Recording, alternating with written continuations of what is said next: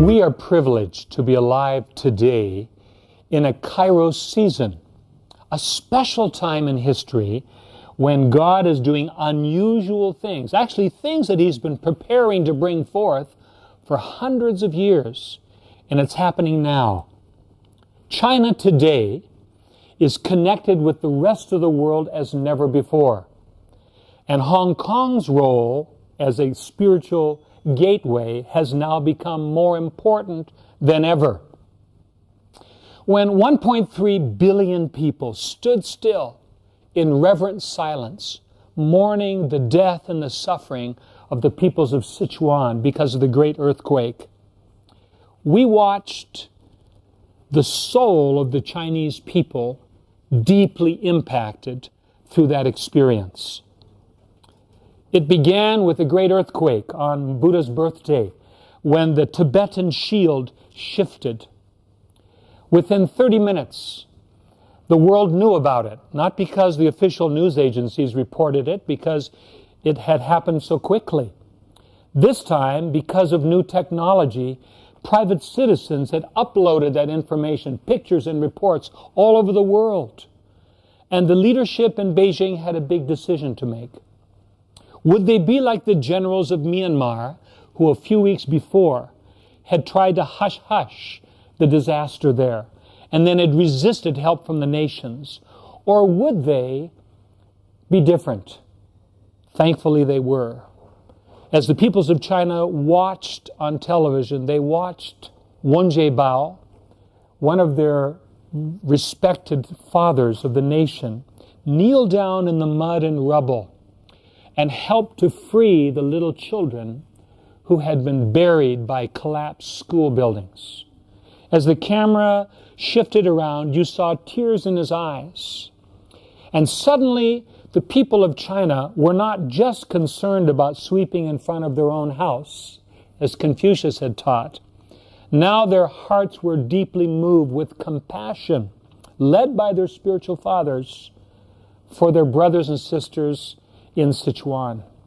We watched as taxi drivers and farmers and school teachers, tears running down their cheeks, spoke about money they were sending and about how they were going to travel there and try to help. And the soul of the Chinese people was touched deeply. At the close of those 3 minutes of silence, the Chinese people began to shout, "Go, China, go." According to historians, it may have actually been the first and only time in the history of China, which is over 5,000 years long, that the whole nation has ever done anything all together out of their own free will. That's how deeply impacting this was. And what we watched there was the hearts of the people being united with one another. We watched them as they shouted, "Go, China, go," out of that unity, standing up to take hold of a new sense of purpose. You see, God was turning a disaster around for something good in the hearts of the people. Added to that was the picture of the Japanese and the Taiwanese coming in to help them.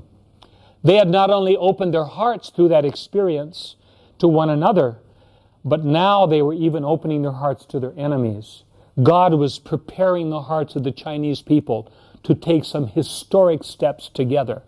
And the next step came a few months later when the Summer Olympics took place in Beijing. As you know, the nation had been preparing for years for this, invested a lot of money. And their hope was that by putting on a grand and successful Olympics that the world would respect them. And that happened, but even more. You see, the guests who came from around the world, yes, they were impressed by the grandeur of the opening ceremonies. They were amazed as to how efficiently the Olympics were run. They were impacted by the successes of the Chinese athletes as they won more gold medals than any other. But do you know what it was that touched their hearts? Person after person reported how they encountered a hospitality, a graciousness, a humility in the hearts of the Chinese people. I believe prepared through their Sichuan experience to be able to welcome the peoples of the world as their guests, and for many of them, friends. And through these two lows and highs of last year, I believe God orchestrated a connecting of the hearts of the Chinese people, may I repeat it, with each other, and then with the nations. And so, as we look at that, we ask the question, why? Why would God do that at this time? I believe it's because it's His time not only to bless China in a special way, which He's doing, but to release the Chinese peoples to take a very important leadership role in completing the last command that Jesus gave us. And you remember what that was?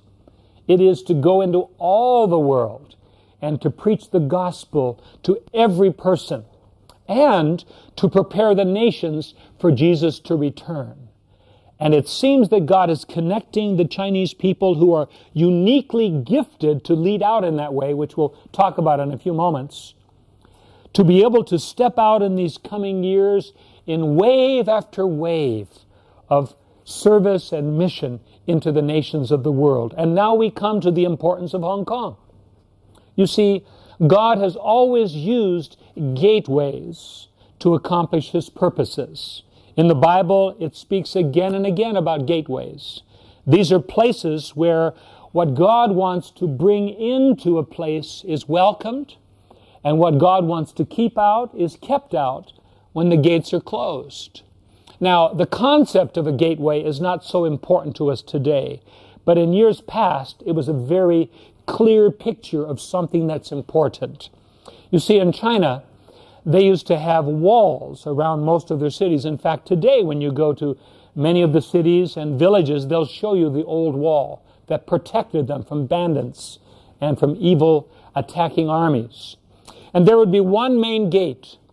And what would happen is that at a certain time in the morning, the gates would be opened, but there would be gatekeepers watching on the walls to see who is coming. And if they saw enemies or something dangerous coming, they would shout out and the gates would be closed, protecting the city.